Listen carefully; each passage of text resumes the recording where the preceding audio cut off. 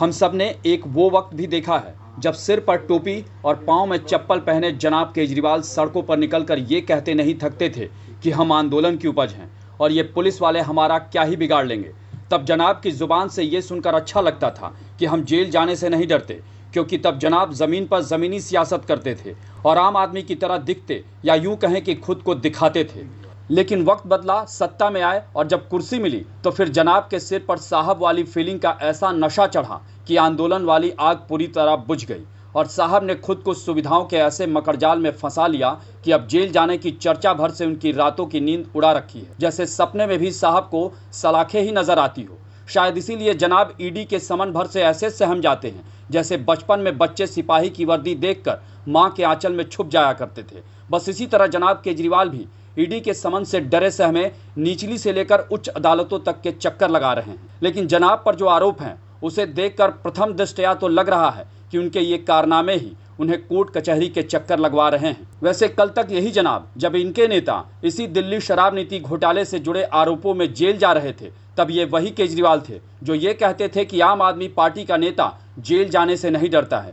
लेकिन जब एक एक करके इनके नेता इस मामले में जेल चले गए और जब बारी खुद के जेल जाने की आई तो फिर नींद हराम हो गई। सत्ता जाने से लेकर जेल जाने तक की डबल आशंका ने केजरीवाल को इस कदर डरा दिया कि साहब को अब कुछ समझ ही नहीं आ रहा है, और थोड़ा बहुत जो समझ आ रहा है वो तो ये कि जेल गए तो सत्ता 100% हाथ से चली जाएगी और जब एक बार कुर्सी से उतरे तो सब कुछ उतर जाएगा। लेकिन आज के केजरीवाल को देखकर जहन में उस दौर का केजरीवाल भी याद आने लगता है जो डर को डराता दिखता था। लेकिन आज वही केजरीवाल जेल जाने की आशंका से इतने डरे हैं कि दिल्ली हाई कोर्ट को केजरीवाल के वकील से कहना पड़ता है कि शराब नीति से जुड़े मनी लॉन्ड्रिंग मामले में वो पूछताछ के लिए ईडी के सामने क्यों नहीं पेश हो रहे हैं। तो इस पर केजरीवाल के वकील की दलील होती है कि केजरीवाल कानून से कहां भाग रहे हैं, वो तो पूछताछ के लिए ईडी के सामने पेश होने को तैयार हैं, लेकिन उन्हें गिरफ्तारी का डर है और अगर कोर्ट उनको गिरफ्तारी से संरक्षण देता है तो वो पेश होने के लिए तैयार हैं। हालांकि कोर्ट उन्हें राहत देने से साफ इनकार कर देता है। लेकिन जरा सोचिए,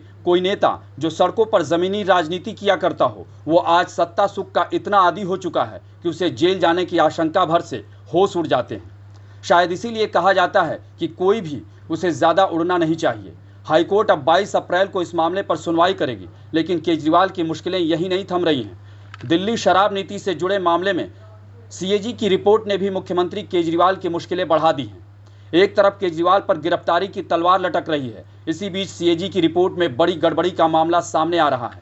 दरअसल केजरीवाल सरकार का दावा था कि नई शराब नीति से दिल्ली सरकार का राजस्व बढ़ा, लेकिन सीएजी की आने वाली रिपोर्ट ने केजरीवाल के दावों की न सिर्फ पोल खोली है बल्कि उनके झूठ का पर्दाफाश कर दिया है। सीएजी की रिपोर्ट के मुताबिक दिल्ली शराब नीति में गड़बड़ियां थी और नीति लागू करने में चूक हुई।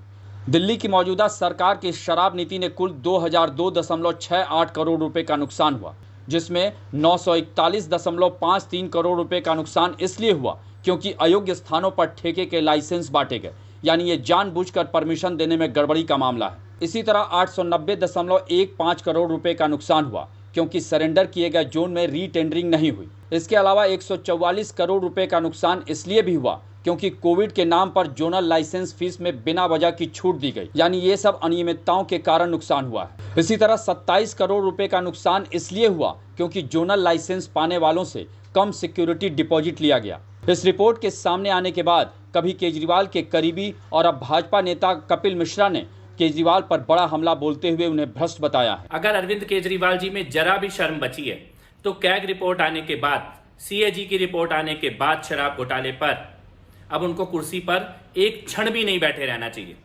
तुरंत इस्तीफा देना चाहिए। ऐसी ही सीएजी की रिपोर्ट लेकर वो भ्रष्टाचार के खिलाफ लड़ने की बात करके राजनीति में आए थे। शीला दीक्षित के खिलाफ या कॉमनवेल्थ स्कैम के खिलाफ सीएजी की रिपोर्ट ही आधार बनी थी जन आंदोलन का। और आज सीएजी की रिपोर्ट क्या कह रही है?